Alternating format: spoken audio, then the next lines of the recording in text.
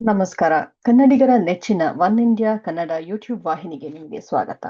ನೀವು ನೋಡ್ತಾ ಇದ್ದೀರಾ ವಿಸ್ಡಮ್ ಕೆಫೆ. ಇದು ನಿಮ್ಮ ಹರಟೆಯ ಕಟ್ಟೆ. ನಾನು ನಿಮ್ಮ ಹೋಸ್ಟ್, ದೋಸ್ತ್ ಮತ್ತೆ ಕೋಚ್ ಸ್ಮಿತಾ ಅಯ್ಯಂಗಾರ್. ನಾನು ನಿಮ್ಮ ಹತ್ರ ಮಾತಾಡ್ತಾ ಇರೋದು ಫಿನ್ಲೆಂಡ್ ಇಂದ. ಏನಿದು ವಿಸ್ಡಮ್ ಕೆಫೆ? ವಿಸ್ಡಮ್ ಕೆಫೆ ಅಂತ ಹೇಳಿದ್ರೆ ನಮ್ಮ ಆಚಾರ ವಿಚಾರಗಳ ಜೊತೆನಲ್ಲಿ ಗ್ರಹಗಳ ಗೋಚಾರದ ಬಗ್ಗೆ ಕೂಡ ಮಾತಾಡುವಂತ ಒಂದು ಶೋ. ಹಾಗೇನೆ ಇವತ್ತಿನ ಟಾಪಿಕ್ ಏನು ಅಂತ ಯೋಚನೆ ಮಾಡ್ತಾ ಇದ್ರಿ ನೀವು? ಇವತ್ತು ನಾನು ಮ್ಯಾನಿಫೆಸ್ಟೇಷನ್ ಬಗ್ಗೆ ಮಾತಾಡ್ತಾ ಇದ್ದೀನಿ. ಯಾಕೆ ಮ್ಯಾನಿಫೆಸ್ಟೇಷನ್? ಯಾಕೆ ಅಂತಂದ್ರೆ ಈಗ ತಾನೇ ಇವಾಗ ವರಮಹಾಲಕ್ಷ್ಮಿ ಹಬ್ಬದ ಬಗ್ಗೆ ಮಾತಾಡಿದ್ವಿ. ಸೊ ಮ್ಯಾನಿಫೆಸ್ಟೇಷನ್ ಏನಿದು? ಇದು ವರ್ಕ್ ಆಗತ್ತಾ? ಸಾಕಷ್ಟು ಜನ ತುಂಬಾ ಕ್ವೆಶನ್ಸ್ ಕೇಳ್ತೀರಾ ಇದ್ರ ಬಗ್ಗೆ. ಹಾಗೆ ಇವಾಗ ನೀವು ಇನ್ಸ್ಟಾಗ್ರಾಮ್ ತೆಗೀರಿ ಅಥವಾ ಯೂಟ್ಯೂಬ್ ಅಲ್ಲಿ ನೋಡಿ, ಎಷ್ಟೋ ರೀತಿ ಮೆಥಡ್ಸ್ ಇರುತ್ತೆ. ಮ್ಯಾನಿಫೆಸ್ಟೇಷನ್ ಮಾಡ್ಬೇಕಂದ್ರೆ ಹಿಂಗ್ ಮಾಡಿ, ಇಷ್ಟು 555 ಮೆಥಡ್ ಅಂತೆ. 5 ಸತಿ 55 ದಿನ ಬರಿಬೇಕು, 55 ಸತಿ 5 ದಿನ ಬರಿಬೇಕು, ಅಥವಾ 333 ಮೆಥಡ್ 3 ಸತಿ, ಅಥವಾ 369 ಮೆಥಡ್ 3 ಸತಿ 6 ಸತಿ 9 ಸತಿ, ಬೆಳಗ್ಗೆ 3 ಸತಿ, ಮಧ್ಯಾಹ್ನ 6 ಸತಿ, ಸಾಯಂಕಾಲ 9 ಸತಿ, ಈ ತರ ಬರೆದು ಮ್ಯಾನಿಫೆಸ್ಟೇಷನ್ ಮಾಡೋದು ಅಂತ. ಸಾಕಷ್ಟು ಈ ತರ ಮೆಥಡ್ಗಳೇನೇನೋ ಇರುತ್ತೆ. ಆಮೇಲೆ ವಾಟರ್ ಮ್ಯಾನಿಫೆಸ್ಟೇಷನ್ ಅಂದ್ರೆ ನೀರ್ನ ಹೀಗೆ ಹಿಡ್ಕೊಂಡ್ಬಿಟ್ಟು ಅದಕ್ಕೆಲ್ಲ ಹೇಳಿ ಆಮೇಲೆ ನೀರ್ನ ಕುಡಿಯೋದು. So many things like this. ಎಲ್ಲದಕ್ಕಿಂತ ಇಂಪಾರ್ಟೆಂಟ್ ಏನ್ ಗೊತ್ತಾ? ನಮ್ಮ ಫ್ರೀಕ್ವೆನ್ಸಿ ಏನಿದೆ ಅದು ಸೆಟ್ ಆಗಿರ್ಬೇಕು, ನಮ್ಮ ಇಂಟೆನ್ಷನ್ಸ್ ಕರೆಕ್ಟ್ ಆಗಿರ್ಬೇಕು. ಹಾಗಾದ್ರೆ ಏನಿದು ಮ್ಯಾನಿಫೆಸ್ಟೇಷನ್ ಅಂದ್ರೆ ಮ್ಯಾಜಿಕ್? ನಾವ್ ಕೇಳಿದ್ನೆಲ್ಲ ಯೂನಿವರ್ಸ್ ಕೊಡತ್ತಾ? ನಾವ್ ಕೇಳಿದ್ನೆಲ್ಲ ದೇವ್ರು ಕೊಡ್ತಾರ? ಆಗ್ಬೋದು. ಓಕೆ, ಹೇಗೆ? ಏನಿದ್ರದ್ ಲಾಜಿಕ್ ಅರ್ಥ ಮಾಡ್ಕೊಂಡ್ರೆ ಇವಾಗ ಏನಾಗತ್ತೆ ಅಂತಂದ್ರೆ, ಇವಾಗ ಮ್ಯಾನಿಫೆಸ್ಟೇಷನ್ ಅಂತಂದ್ರೆ ಏನು?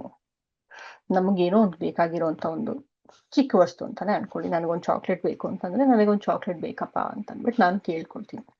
ಸೊ ಅದನ್ನ ನಾನು ಬರ್ದಿಡ್ತೀನಿ. ಅದನ್ನ ನಾನು ಐ ಪ್ರೇ ಫಾರ್ ಇಟ್. ಅದನ್ನ ನಾನು ದೇವರಲ್ಲಿ ಪ್ರಾರ್ಥಿಸ್ಕೊತೀನಿ ಅಂಡ್ ನನಗೆ ಚಾಕ್ಲೇಟ್ ಸಿಗತ್ತೆ. ಸೊ ಸಿಗತ್ತೋ ಬಿಡತ್ತೋ that's a different thing. But ಸಿಗತ್ತೆ ಅನ್ನೋ ನಂಬಿಕೆ ನನ್ಗಿರ್ಬೇಕಾ? ಆದ್ರೆ ಏನ್ ಹೇಳ್ತಾರೆ ಮ್ಯಾನಿಫೆಸ್ಟೇಷನ್ ಅಲ್ಲಿ, ನೀವು ನೆಗೆಟಿವ್ ವರ್ಡ್ಸ್ ಯಾವುದು ಬರೀಬಾರ್ದು, ಪಾಸಿಟಿವ್ ವರ್ಡ್ಸ್ ಬರೀಬೇಕು. ಆಮೇಲೆ ಈ ಹೋಗಿರತ್ತರ ಅಂದ್ರೆ ಇಟ್ಸ್ ಆಲ್ರೆಡಿ ಪಾಸ್ಟ್, ನಂಗೆ ಆಗ್ಲೇ ಚಾಕ್ಲೇಟ್ ಸಿಕ್ಕಾಗಿದೆ ಅನ್ನೋ ರೀತಿ ಬರೀಬೇಕು. ಏನಿದೆಲ್ಲ ಲಾಜಿಕ್? ಯೋಚನೆ ಮಾಡೋಣ. ಇವಾಗ ನಾನು ಆಗ್ಲೇ ಅಂತ ಹೇಳಿದೆ, ನಮ್ಮ ಫ್ರೀಕ್ವೆನ್ಸಿ ಇಂಪಾರ್ಟೆಂಟ್ ಅಂತ. ಇವಾಗ ನಿಮ್ಗೆ ಯಾವುದೋ ಒಂದು ಹಾಡು ಕೇಳಬೇಕು ಅಂತ ಅನ್ಕೊಳ್ಳಿ.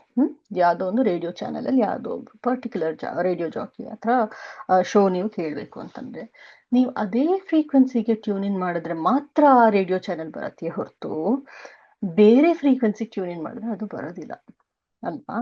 ಸೊ ನೀವು ಯಾವ್ದನ್ನ ಪಡ್ಕೋಬೇಕು ಅಂತದಿರೋ ಆ ಮೈಂಡ್ ಸೆಟ್, ಆ ಫ್ರೀಕ್ವೆನ್ಸಿ ನಿಮ್ಮಲ್ಲಿ ಇರಬೇಕು. ಓಕೆನಾ? ಇಲ್ಲ ನನ್ಗಿವಾಗ ಇವಾಗ ನೀವು ಯೋಚನೆ ಮಾಡಿರ್ಬೋದು, ಬಹಳಷ್ಟು ಜನ ಇವಾಗ ಕೆಲ್ಸಕ್ಕೆ ಟ್ರೈ ಮಾಡ್ತಾ ಇರ್ತಾರೆ, ರಿಜೆಕ್ಷನ್ ಬಂದಿರತ್ತೆ. ಸೊ ಆ ರಿಜೆಕ್ಟೆಡ್ ಮೋಡ್ ಅಲ್ಲೇನೆ ಇರ್ತಾರೆ. ಓಕೆ, ಸೊ ಆ ಒಂದು ಸೈನೋಸಾಯ್ಡಲ್ ವೇವ್ ಹೆಂಗೆ ಅಂತಂದ್ರೆ, ರಿಜೆಕ್ಟ್ ಆಯ್ತು, ಅಯ್ಯೋ, ಆ ಒಂದು ಭಯ ಹುಟ್ಟತ್ತೆ. ಓಕೆ, ಇನ್ನೊಂದ್ ಕಡೆ ಅಪ್ಲೈ ಮಾಡ್ಬೇಕಾದ್ರೆ, ಅಯ್ಯೋ ಇದು ಅಪ್ಲೈ ಮಾಡ್ತಾ ಇದೀನಿ, ಇಲ್ಲಿ ಏನ್ ತರ ಕ್ವೆಶನ್ಸ್ ಕೇಳ್ಬಿಡ್ತಾರೋ, ಇವರು ಅದೇ ತರ ಹಳೆ ಕಂಪನಿ ತರಾನೇ ಮತ್ತೆ ರಿಜೆಕ್ಟ್ ಮಾಡ್ಬಿಟ್ರೆ ನನ್ನ ಹೇಗ್ ಪ್ರಿಪೇರ್ ಆಗೋ ಹೋಗೋದು?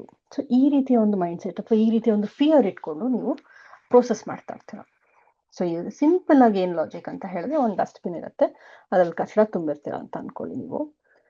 ಆ ಕಚಡಕ್ಕೆ ನೊಣ ಮುತ್ತತ್ತೆ, ಕರೆಕ್ಟಾ? ಆ ನೊಣನ ನೀನು ಇಲ್ಲಿಂದ ಬರಬೇಡ ಅಲ್ಲಿಂದ ಮಾತ್ರ ಬಾ ಅಂತಂದ್ರೆ ಅದು ಸಾಧ್ಯನಾ? ಇಲ್ಲ ಅಲ್ವಾ? ನೀವ್ ಅದನ್ನ ಕಂಟ್ರೋಲ್ ಮಾಡೋದಕ್ಕೆ ಆಗೋದಿಲ್ಲ. ಸೊ ಹಾಗೇನೆ ನಿಮ್ಮ ಮನ್ಸೇನು ಅಂತಂದ್ರೆ, ನಿಮ್ಮ ಫೀಲಿಂಗ್ಸ್ ಏನಿದೆ ಅಲ್ವಾ, ಅದನ್ನ ನೀವು ಕಂಟ್ರೋಲ್ ಮಾಡೋದಕ್ಕೆ ಆಗೋದಿಲ್ಲ. ಸೊ ಒಂದ್ ಕಡೆ ಎಫೆಕ್ಟ್ ಆದ್ರೆ ಅದು ಬೇರೆ ಎಲ್ಲಾ ಕಡೆನೂ ಎಫೆಕ್ಟ್ ಮಾಡುತ್ತೆ. ಸೊ ಆ ಒಂದು ಭಯ, ಆ ಒಂದು ಫಿಯರ್ನ ನೀವು ಇಟ್ಕೊಂಡು ನಿಮ್ಮ ಸಬ್ ಕಾನ್ಶಿಯಸ್ ಮೈಂಡ್ ಅಲ್ಲಿ ನೀವು ಫೀಡ್ ಮಾಡ್ಕೊಂಡಿರ್ತೀರಾ. ಓಕೆ, ಈ ಕಂಪನಿಗೆ ಹೀಗೆ ಹೋದೆ, ಹಿಂಗಾಯ್ತು, ರಿಜೆಕ್ಷನ್ ಆಯ್ತು, ಇಟ್ ಡಸಂಟ್ ವರ್ಕ್ ಅಂತ. ಓಕೆ, ಸೊ ಆ ಫಿಯರ್ನ ನೀವು ಇಟ್ಕೊಂಡು if you try to manifest, so ಅದು ಹೇಗ್ ಸಾಧ್ಯ? ಆಗಲ್ಲ. ಸೊ ಫಸ್ಟ್ ಏನ್ ಮಾಡ್ಬೇಕು? ಫಸ್ಟ್ ನಮ್ಮಲ್ಲೇ ನಾವು ಗ್ರಾಟಿಟ್ಯೂಡ್ ತುಂಬಿಸ್ಕೋಬೇಕು. ಗ್ರಾಟಿಟ್ಯೂಡ್ ಅಂದ್ರೆ ಏನು? It's very simple. ಖುಷಿಯಾಗಿರ್ಬೇಕು ಬೇಸಿಕಲಿ. ಗ್ರಾಟಿಟ್ಯೂಡ್ ಅಂತಂದ್ರೆ ಕಂಡಿದ್ದಕ್ಕೆ ಸಿಕ್ಕಿದ್ದಕ್ಕೆಲ್ಲ ಥ್ಯಾಂಕ್ ಯು ಹೇಳೋದು, all that is not the point. It is just that ಖುಷಿಯಾಗಿರ್ಬೇಕು. ಆಯ್ತು, ಹೋಯ್ತು, ಇದು ಹೋದ್ರೆ ಹೋಯ್ತು, ಇನ್ನೊಂದು ಬರುತ್ತೆ ಅನ್ನೋ ಒಂದು ಮನೋಭಾವ ನಿಮ್ಗಿರ್ಬೇಕು. ಅವಾಗ ಖಂಡಿತ ವರ್ಕ್ ಆಗತ್ತೆ. ಓಕೆ ಅಲ್ವಾ? ಯಾವಾಗ ನೀವು ಖುಷಿಯಾಗಿರೋದನ್ನ ಕಲ್ತ್ಕೊಳ್ತಿರೋ ಆವಾಗ ನೀವು ಕೇಳಿದ್ದು ನಿಮ್ಮ ಪಾಲಿಗೆ ಬಂದು ಬಂದು ಬಂದು ಬಂದು ಬೀಳುತ್ತೆ. So that is the basic ground rule of manifestation. ಆದ್ರೆ ನಮ್ಗೇನಾಗತ್ತೆ ಅಂತಂದ್ರೆ, ಈ ರೀತಿ ಏನಾದ್ರು ಆಗಿದ ತಕ್ಷಣ ಆ ಖುಷಿಯಾಗಿರೋದು ಹೇಗೆ ಅಲ್ವಾ?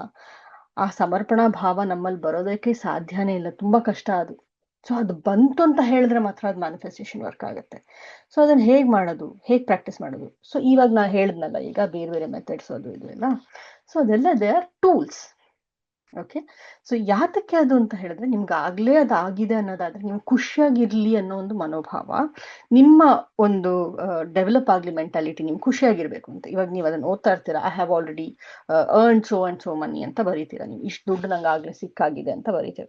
ಸೊ ಅದನ್ನ ಬರಿಬೇಕಾದ್ರೆ ನಿಮ್ಮ ಮನಸ್ಥಿತಿ ಹೇಗಿರುತ್ತೆ? So when you are reading it, so ನಿಮ್ಗೆ ಆಗ್ಲೇ ದುಡ್ಡು ಸಿಕ್ಕಿದೆ ಅನ್ನೋದನ್ನ ನೀವು ಬರೀತಾ ಇರ್ತೀರಾ ಅಲ್ವಾ? ಸೊ ಆ ಸಿಕ್ಕಿದೆ ಅನ್ನೋ ಮನೋಭಾವ ನಿಮ್ಮಲ್ಲಿ ಇದ್ದಾಗ ಖಂಡಿತ ಖುಷಿ ಆಗುತ್ತೋ ಇಲ್ವೋ? ಸೊ ಅದನ್ನ ಅದೇ ರಿಪಿಟೇಟಿವ್ ಅದನ್ನೇ ಬರಿತಾ ಇತ್ತು ಅಂತ ಹೇಳಿದ್ರೆ, ಆ ಒಂದು ಮೈಂಡ್ ಸೆಟ್ ನಿಮ್ಮಲ್ಲಿ ಡೆವಲಪ್ ಆಗತ್ತೆ. ಅಂಡ್ ಆಲ್ಸೋ ನೀವು ಅಬ್ಸರ್ವ್ ಮಾಡಿರ್ಬೋದು, ನಾವು ಚಿಕ್ಕ ವಯಸ್ಸಲ್ಲೆಲ್ಲ ಇರ್ಬೇಕಾದ್ರೆ ಏನೇ ಒಂದು ಮರ್ತು ಹೋಗುತ್ತೆ, ಈಗ ಜ್ಞಾಪಕ ಇಟ್ಕೋಬೇಕು ಅಂತಂದ್ರೆ ಬರ್ದ್ಬಿಟ್ಟು ಪ್ರಾಕ್ಟೀಸ್ ಮಾಡ್ತಾ ಇದ್ವಿ ಅಲ್ವಾ? ಸೊ ಇಂಪಾರ್ಟೆಂಟ್ ಪಾಯಿಂಟ್ಸ್ನ ಬರ್ಕೊಳ್ತಾ ಇದ್ವಿ, ಅಥವಾ ಈ ಮ್ಯಾಥ್ಸ್ ಎಲ್ಲ ಪ್ರಾಬ್ಲಮ್ಸ್ ಎಲ್ಲ ಬರ್ದು ಸಾಲ್ವ್ ಮಾಡ್ತಾ ಇದ್ವಿ. ಸೊ ಬರ್ದು ಅಭ್ಯಾಸ ಮಾಡ್ಕೊಳ್ತಾ ಇದ್ವಿ ಅಲ್ವಾ? ಸೊ ಹಾಗೇನೆ it is muscle memory. So ಏನಂತ ಹೇಳಿದ್ರೆ, ನಿಮ್ಮ ಸಬ್ ಕಾನ್ಶಿಯಸ್ಗೆ ನೀವು ಫೀಡ್ ಮಾಡ್ತಾ ಇದ್ದೀರಾ. ಇದು ಹೀಗೆ ಆಗ್ಬೇಕು, ಇದು ಹೀಗಾದ್ರೆ ನಾ ಖುಷಿಯಾಗಿರ್ತೀನಿ ಅನ್ನೋದನ್ನ ನೀವು ಫೀಡ್ ಮಾಡ್ತಾ ಇದ್ದೀರಾ. It is muscle memory. Okay, so ಅದರಿಂದ ಇದು ವರ್ಕ್ ಆಗುತ್ತೆ. ಸೊ ಆ ಮೆಂಟಾಲಿಟಿನ ಡೆವಲಪ್ ಮಾಡ್ಕೋಬೇಕು. ಅದು ಹೇಗೆ ಮಾಡಬೇಕು? ಸೊ ಇದು ಎಷ್ಟು ಬೇಕಾದಷ್ಟು ಟೂಲ್ಸ್ ಇದೆ ಅದಕ್ಕೆ. So these are all tools. So ಅದರಿಂದ ಆಗುತ್ತೆ, ಇದರಿಂದ ಆಗಲ್ಲ, ಈ ಮೆಥಡ್ ಇಂದ ಆಗುತ್ತೆ, ಆ ಮೆಥಡ್ ಇಂದ ಆಗಲ್ಲ, ಆ ತರ ಏನು ಇಲ್ವೇ ಇಲ್ಲ. ಯಾವ ಮೆಥಡ್ ಬೇಕಾದ್ರೂ ವರ್ಕ್ ಆಗುತ್ತೆ, ಬಟ್ ನಿಮ್ಮ ಮೈಂಡ್ ಸೆಟ್ ಚೇಂಜ್ ಆಗ್ಬೇಕು ಅಷ್ಟೇನೆ.